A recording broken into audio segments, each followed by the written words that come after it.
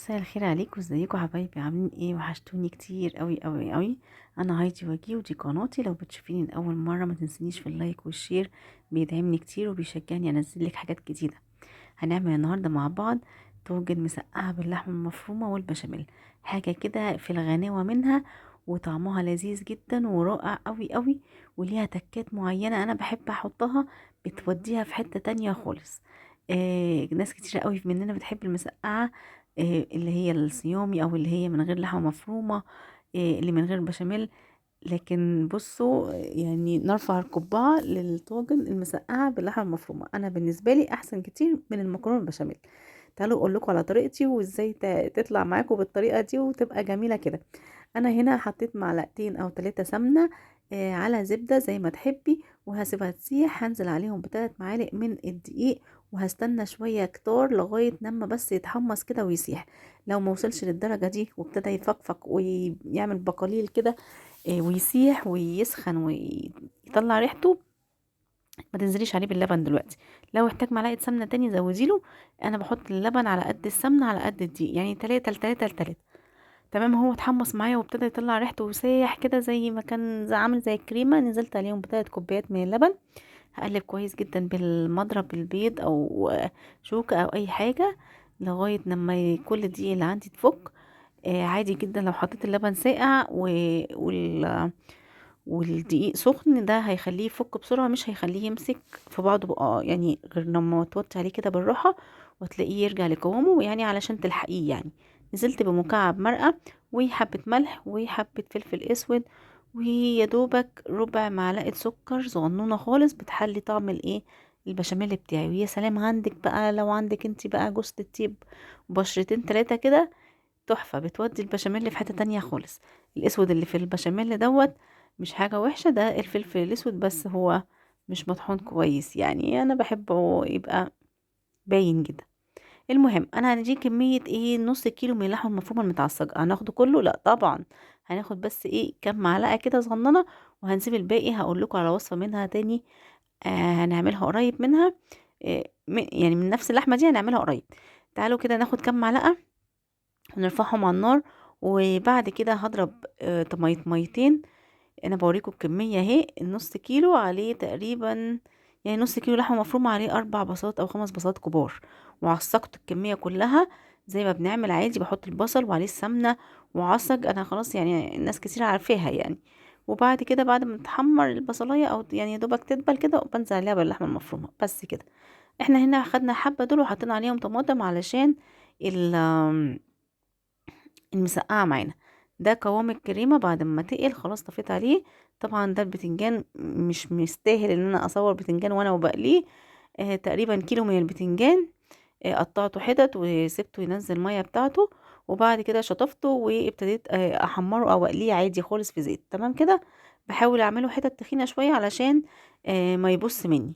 هبتدي اول حاجة طبعا احط البشاميل تحت في اول رق، وببتدي ارصص ترصيص كده زي ما انتم ما شايفين. في ناس كتير بتحب تحط بطاطس من تحت، انا ما بستظرفهاش، يعني خلاص مسقعه باللحمه المفرومه ما فيش لازم خالص البطاطس. ممكن اكون بحط البطاطس دي في المسقعه اللي هي الصيامي، اللي هي من غير لحمه مفرومه ولا بشاميل.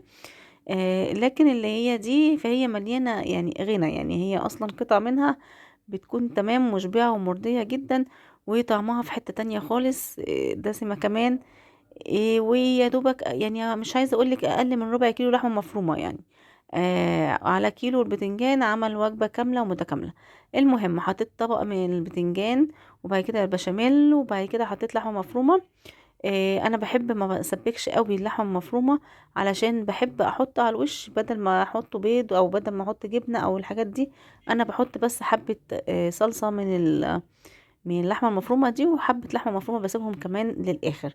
يعني كنت لو انا حباها ناشفه شويه كنت ممكن احط معلقه صلصه او حاجه، بس انا بحبها تكون جوسي كده، وتكون فيها القوطه كتير، وفي نفس الوقت تكون قوطه فريش طبيعيه. اللي انا بشيله دوت ورق اللورا. انا دايما لما بحب اعصج لحمه بحط معاها كميه ورق لورا لا بأس بها يعني.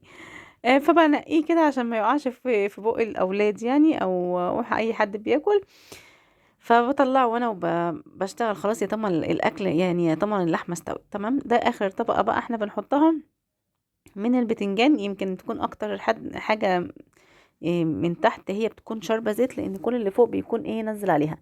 انا بحب اطلعهم بره كده، او اطلعهم في مصفى علشان تنزل كل الزيت اللي فيه. بص فاض زيت قد ايه، مع اني انا كنت يعني حطاهم في ميه وملح على اساس ان هي تنزل كل الايه الميه اللي فيه يعني. تمام. نزلت بقيت بالبشاميل بقى كله. انا بحب كميه البشاميل تكون زياده، وبحب قوامها تبقى كده. حابه تخففيه انتي زي ما انتي ما حابه، حابه تقللي كميه البشاميل برضو زي ما انتي ما عايزه. كل واحد على حسب ما بيذوقه وعلى حسب ما بيحب. انا غطيت بقى كل الطاجن بتاعي بالطريقه دي. مش هحط بيض زي ما احنا ما اتفقنا علشان ما يزفرش. انا بحط بقى بسيب كام معلقه كده من اللحمه المفرومه، وبحطها على الوش. منها تحمر الطاجن، ومنها يكون تقفيلة الايه الطاجن او الطبقات زي ما هي مع بعض، زي ما هي مع بعضها يعني. بس بوزعهم بالطريقة دي، وبدخلها على فرن 200 درجة متسخن قبليها.